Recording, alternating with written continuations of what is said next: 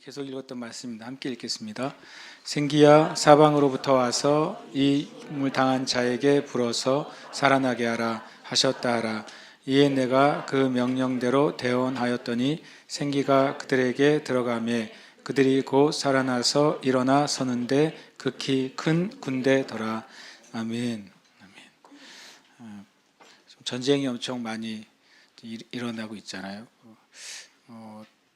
팬데믹이 끝나는 동시에 이제 러브전이 시작되고 또 작년에 이스라엘과 또 하마스 간의 전쟁이 시작되고, 한편으로 이제 막 전쟁이 잊혀졌지만 계속 전쟁은 실은 진행이 되고 있지 않습니까? 그런 사이에 또 미국에서는 대선이 이제 일어나서 이제 다음 대통령이 이제 확정이 되고 그런 이제 어간에 우리가 이제 지나가고 있습니다. 그래서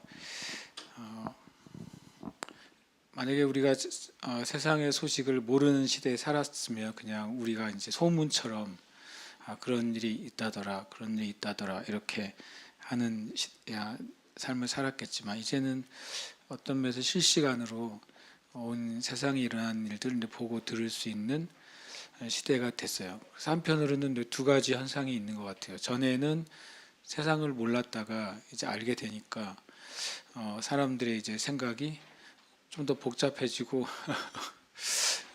그리고 또 많은 이제 사람들이 이제 결정하는 일에 있어서 많은 조건이 생겼어요. 그래서 저는 예수 믿는 사람들이나 교회가 하나님의 일을 할 때 어떤 면에서는 주님이 그냥 마음을 주시면 굉장히 단순하게 예스하고 순종했던 시절들이 있었던 것 같아요. 예를 들어서 19세기 말에 이제 미국의 그 부흥 운동이 일어났을 때 많은 이제 청년들이 기록에 의하면 10만 명 가까이 되는 청년들이 이제 선교사가 되겠다고 헌신을 했었다고 그래요. 그 시기에요. 그리고 실제로 한 2만 명 정도가 그 짧은 시기 안에 그 세계 선교지로 나갔다고 합니다. 그래서 제가 생각했어요. 만약에 지금 이 시대라면, 그러니까 지금처럼 세상의 소식을 다 알고 있는데 이제 선교지로 나가려면 조선이란 땅에 대해서 만약에 뉴스를 보고 듣는다. 그 나라는 아직도 왕이 있고 양반이 있고 상민이 있고, 그리고 혹시 한 100여 년 전에 우리나라 그런 사진들 보셨어요? 정말 믿을 수 없을 정도로 집이 작더라고요. 그래서 사람이 지금에 만약에 그런 거쳐서 살으라고 하면은 진짜 좀 많이 힘들었을 것 같아요. 그러니까 한국 사람들의 평균 키도 굉장히 작았잖아요. 굉장히 작았는데 그 사람들이 집 안에 섰을 때 천장이 머리에서 조금 위밖에 안 됐어요. 그러니까 이제 서양 사람들이나 외국 사람들이 왔을 때는 한국 사람이 집에 들어가서 서 있을 수가 없었습니다. 너무 낮아가지고. 그런 지금이야 제주에 똥돼지가 있었지만 조선 시대에는 그냥 그 외국인의 개념으로 봤을 땐 사람과 가축이 같이 사는 수준이었어요. 한 100년 이상 된 사진들을 제가 봤더니 실제 그렇더라고요. 그러니까 그런 걸 만약에 인터넷으로 보고 듣는 사회였으면 미국의 그 엘리트들이, 미국은 선교지 갔잖아요. 다 엘리트들이 보고 아멘 한 다음에 딱 뉴스를 보면 이거 어떡하지 이랬을 것 같아요. 그리고 또 그게 역사를 증명할 만한 것이 우리 선교사 외임 묘지 같은 데 가고, 그리고 이번에 저기 영남대입니까? 호남신대 갔더니 거기 또 외임 묘지가 있더라고요. 거기 가면은 실제로 많은 선교사님들이 와서 흔히 말하는 한국의 풍토병으로 죽었거든요. 정말 진짜 많이 죽었어요. 그러니까 한국의 그 당시 미국이라는 나라에는 없던 질병이 한국에는 이제 그냥 편만했으니까 와서 아내도 죽고 자녀도 죽고, 어떤 경우에는 이제 외임묘지를 한번 합정동을 가시면 태어난 일시하고 죽은 일시가 묘비에 있잖아요. 그 기간이 2달도 안 되는 아이들도 되게 많아요. 굉장히 많습니다. 연도가 같은 연도인데 한 2달 사이에 그 딱 끝이 돼 있어요. 그 말은 아이들인 거예요. 아이들이 태어나서 몇 개월 안에 죽은 거죠. 예. 그런 경우가 실은 허다하게 많았거든요. 그걸 이제 만약에 뉴스로 보고 들었으면 그래도 주님이 보내셨겠죠. 어쨌든 많이 왔고 많이 죽었어요. 근데 그런 걸 보면 이 이제 그 당시에 그게 다 알려지지 않았으니까 그렇게 할 수도 있었겠다. 근데 지금은 그렇지 않잖아요. 지금은 뭐 물론 이제 완전히 그 내부적인 소식을 다 알지 못하는 나라나 지역도 있지만, 그러나 지금은 어느 정도는 다 알 수 있고, 뭐 심지어 뭐 일론 머스크가 띄워놓은 스타링크 같은 경우는 이제 몇 개를 띄워놨는지 모르겠지만 뭐 몇천 개라고 하기도 하고 몇만 개라고도 하기도 하고 그러는데, 조그만한 이제 큰 위성이 아니라 작은 택배 상자만한 위성들이 지금 하늘에 일론 머스크 회사에서 띄워놓은 스타링크가 쫙 깔려 있잖아요 지금. 그래서 실은 우크라이나하고 러시아 전쟁 때 우크라이나에 있는 모든 인터넷 그런 인프라가 다 파괴됐거든요. 그런데 이제 보통 요즘 무기는 위성에서 좌표를 찍어줘야 무기를 쏘는 세상이거든요. 그런데 무기를 하나도 못 쏘게 돼 있는데 일론 머스크가 그 우크라이나 지역인 스타링크를 딱 여는 순간 그 우크라이나 사람들은 다 무료로 와이파이를 쓸 수 있게 됐어요. 지금 이제 그런 세상이 됐단 말이죠. 예전에 이제 전에 트럼프 대통령 일기 때 중국한테 이런 이제 트럼프가 이런 위협을 했던 적이 있어요. 니네 자꾸 말 안 들으면 중국 사람들이 유튜브 보게 한다 그랬어요. 그 제 표현이고 그런 방식의 중국에 대한 카드를 얘기한 적이 있어요. 그게 뭐냐면 중국은 지금 이제 유튜브나 카톡이 안 되잖아요. 그 이유가 뭐냐면 중국의 15억의 사람들이 다 중국 밖의 소식을 아는 순간 내부적인 엄청난 혼란이 올 걸 알거든요. 그 유튜브가 안 되잖아요. 그리고 카카오톡도 안 되잖아요. 만약 그게 열리면은 선교적으로도 엄청난 일이 벌어지겠죠. 그런데 이제 그 트럼프 일기 때 이렇게 말했어요. 자꾸 그러면 스타링크 연다 그랬었어요. 그럼 어떻게 되냐면 이제 그동안 모든 방어했던 방어 체계가 무너지는 거죠. 그냥 중국에 있는 전 국민들이 볼 수 있다고 이렇게 말했던 거죠. 그러니까 이 세상이 이렇게 살아가고 있잖아요. 그러니까 아까 말한 것처럼 세상의 소식을 아는 게 한편으로는 많은 그리스도인들이 주님 앞에 단순한 헌신을 하는데 장애물이 되기도 해요. 그리고 또 하나는 세상의 소식을 아는 게 하나님의 역사를 앞당길 수 있는 길도 됩니다. 그래서 사람이 갈 수 없는 곳, 그리고 선교적인 기존의 전략으로 접근할 수 없는 곳에 이제는 접근할 수 있는 길들이 계속 열리니까 두 그런 방향의 시기에 좀 있는 것 같아요. 그래서 제가 이게 군대를 얘기하면서 그 생각을 하게 됐어요. 하나님께서는 마지막 때에 어떤 방식으로 성경에서 말씀하시는 선교의 그 역사의 완성을 이루실까? 실은 저는 이제 뭐 농담이기도 하지만 또 진실로 구하는 거는 주님이 이제 무흠하게 제주에서 은퇴를 하게 하시면 선교지에 가고 싶거든요. 무흠이라고 한 소리는 만 70세 이제 특별히 잘못하지 않고 은퇴를 잘하면 가는 거. 그러면서 나의 그 마지막 시간은 선교지에 갔으면 좋겠다. 이게 이제 저의 소망인데, 그러니까 이제 선교의 역사는 계속 진행이 되잖아요. 그래서 그리고 다 모든 곳에 교회가 있는 것 같지만, 모든 민족이 예수님을 믿는 것 같지만, 실은 한 20년 안에 제1의 종교가 무슬림이 될 거라고 많이 예측을 하지 않습니까? 그 무슬림이 한 20억 이상, 25억 된다고 생각해 보세요. 와, 정말 무지막지한 선교의 대상이잖아요. 주님이 그 장막을 어떻게 뚫을까, 그 생각을 가끔 합니다. 도대체 주님, 저 무슬림은 어떻게 해야 열릴까요? 어떻게 해야 열릴까요? 제가 이제 요새 중세교회사를 읽는데 무하마드가 이제 그 무슬림을 시작한 다음에 지중해 지역과 이전에 로마 제국을 싹 휩쓰르는 게 12년밖에 안 걸렸더라고요. 12년 만에 아랍과 중동과 북아프리카 지역을 유럽 앞에까지 다 쓸어버렸어요. 심지어는 무하마드는 죽었어요. 죽었는데 그 후계자들이 계속 서진 해가지고 완전히 그냥 영국 코앞까지 갔단 말이죠. 그거 보면 좀 약간 깜짝 놀랐어요. 기독교 역사는 선교는 이렇게 빨리 되지 않았는데 무하메드가 일어나가지고 알라가 유일한 신이고 무하메드가 유일한 선지자라고 하는 그 단순한 구호의 깃발 아래서 완전히 그냥 뭐 기존에 있던 로마 제국이 그 비잔틴 제국이 완전히 그냥 허물어져 버리는 걸 몇 줄 안 돼요. 그렇게 가는 과정이에요. 몇 년도에 어디가 함락되고 몇 년도에 어디가 함락되고 그게 그냥 줄줄줄줄 한 페이지 안에 끝나는 거예요. 전 세계가 무너져 내리는 게.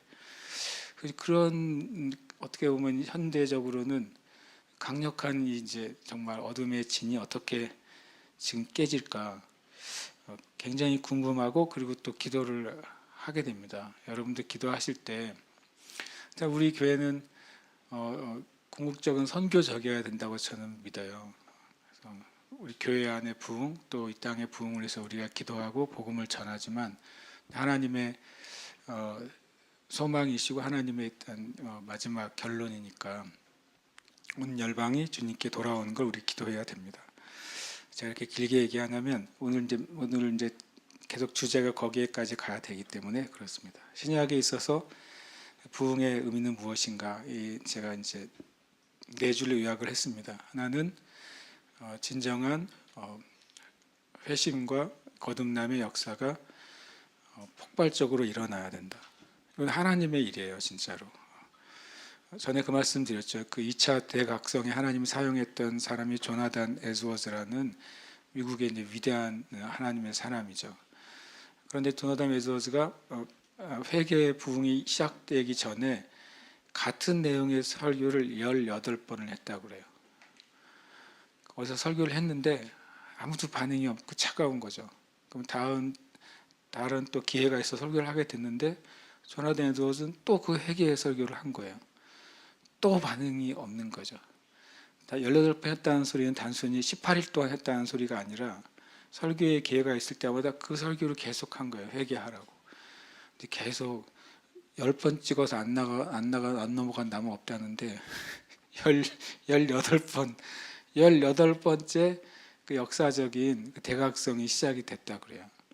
그러니까 이런 이제 회심과 대각성이 폭발적으로 일어나는 건 하나님이 하셔야 되는 일인 것이죠.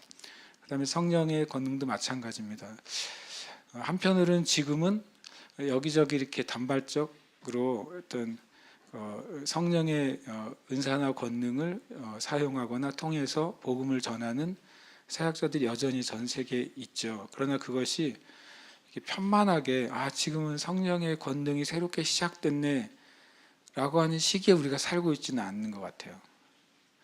그래서 미국에는 1950년대, 60년대는 그냥 치유의 시기라고 아예 이름을 붙였대요. 미국 전체에 그냥 치유의 역사가 한없이 일어났기 때문에 그때 케네세기 목사님도 거기에 속했던 시기거든요. 50년대, 60년대.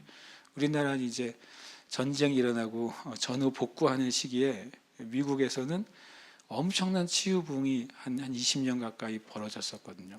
그런 식으로 정말 괄목할 만한 역사가 일어나야 이것이 성령의 권능이라고 할 수 있는데 그런 일이 지금 세대는 아직 나타나지 않는 것 같아요. 마찬가지로 사도행전 12장 24절처럼 하나님의 말씀이 흥황하고 더해져서 그 지역과 도시가 기독교 때문에 변화되고 바뀌었다라고 하는 그런 식의 이제 뉴스는 지금은 솔직히 많이 있지는 않는 것 같아요. 오히려 거꾸로 영국의 1년에 400개 교회가 그 펍으로 바뀌거나 무슬림으로 바뀐다, 모스크로 바뀐다, 그런 뉴스는 들어도 정말 폭발적인 크리스찬 인구의 증가나 폭발적인 그리스도인들의 그 역사가 별로 잘 드러나지 않습니다. 오히려 영국은 이제 뭐 영국의 수도 런던의 시장도 무슬림이고 또 지금도 바뀌었지만 저기 총리도 무슬림이었잖아요. 그런 기사는 오히려 거꾸로 들리는 거죠. 그런 거 볼 때 이 제가 이제 부흥이라고 신약에서 찾은 부흥의 말씀들을 이렇게 딱 댔을 때 그게 잘 눈에 보이지는 않는 거죠. 그렇다고 우리가 하나님 나라에 대한 그 전망을 포기해서는 안 되겠다.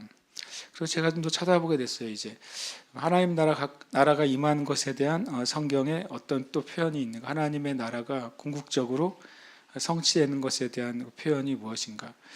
몇 구절 읽고 오늘 그 남은 시간 좀 기도를 하려고 하는데요. 같이 한번 읽겠습니다. 시작. 하나님의 종들의 이마에 인치기까지 땅이나 바다나 나무들을 해하지 말라. 인침을 받은 자의 수를 들으니 이스라엘 자손의 각 지파 중에서 14만 4천이니 14만 4천 하면 이제 신천지밖에 떠오르지 않는 세상이 됐는데 그래서 이 자체를 사람들이 안 보잖아요. 14만 4천 그러면 신천지 이만희 뭐 그런 이제 그것만 떠오르죠. 그래서 성경에는 이 말씀을 하고 있어요.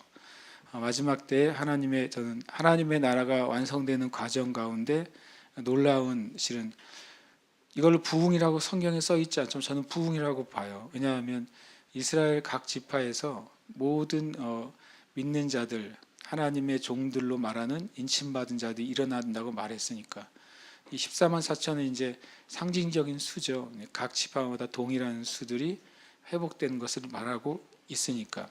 근데 실은 이 14만 4천만 생각해서 그렇지 그 다음에 이제 이어지는 그림이 있는데 이 이만희 씨는 그림 한 장만 본 것 같아요. 이게 첫 번째 그림이고 첫 컷만 본 거죠.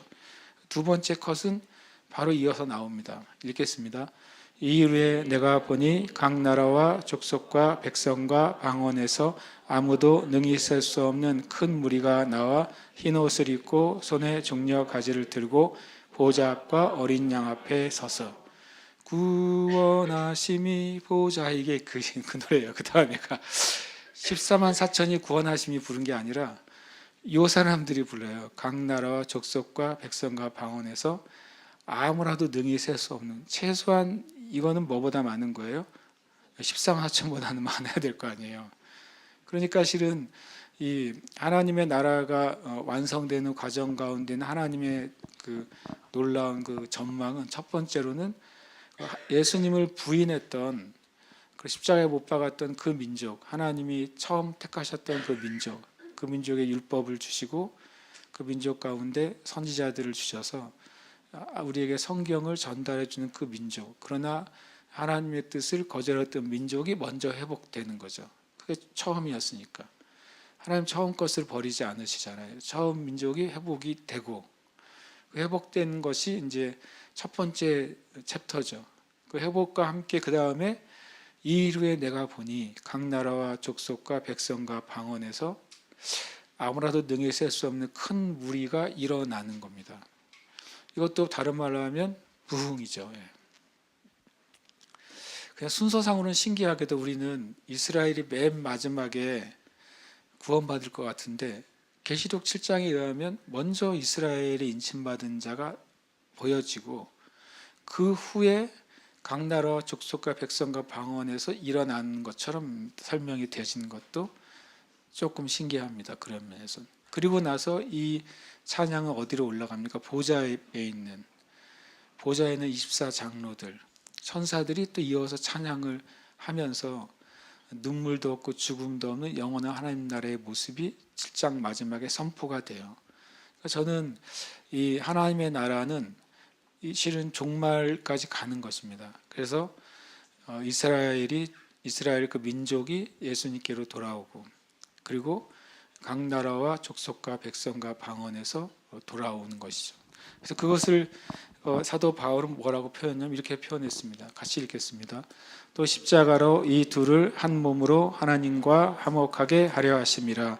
이는 그로 말미암아 우리 둘이 한 성령 안에서 아버지께 나아감을 얻게 하려 하심이라. 아멘. 한 세 사람이란 단어가 우리 나오잖아요. 바로 이제 16절에 나오죠.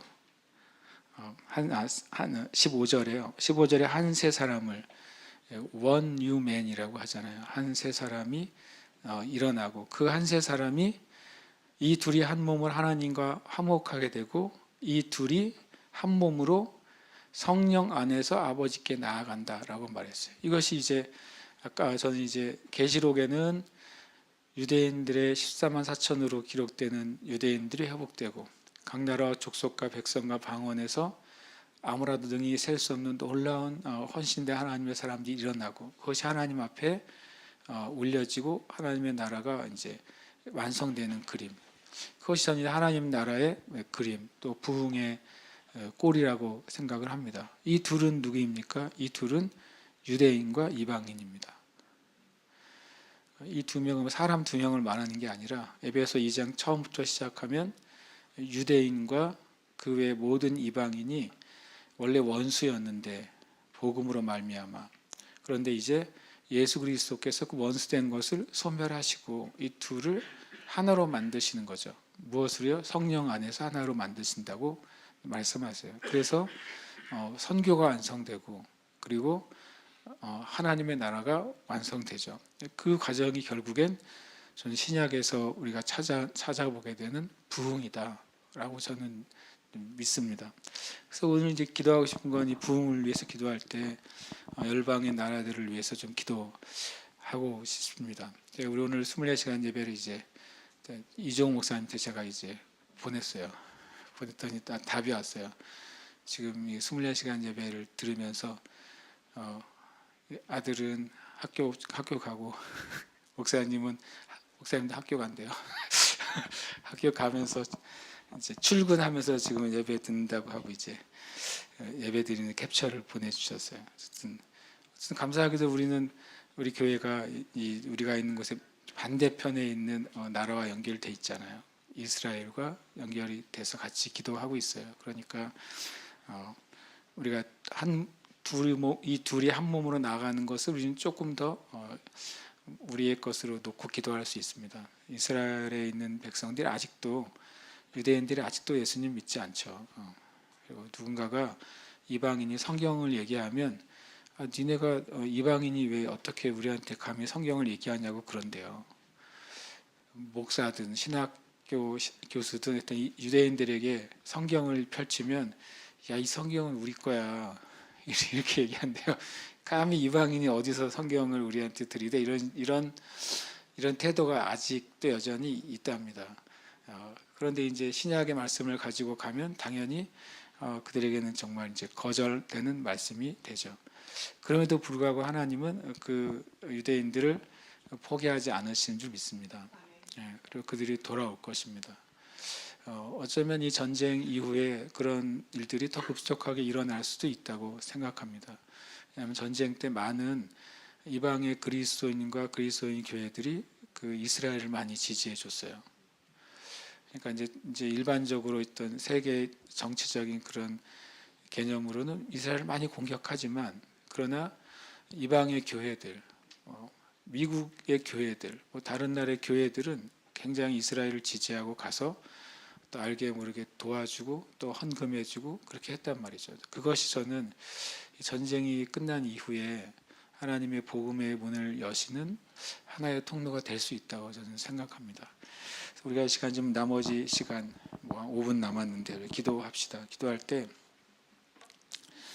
제가 이제 계속 부흥 얘기를 하고 있습니다. 주님. 그러면 이 부흥에 이제 아까 말한 세 가지가 항상 들어가는 거죠.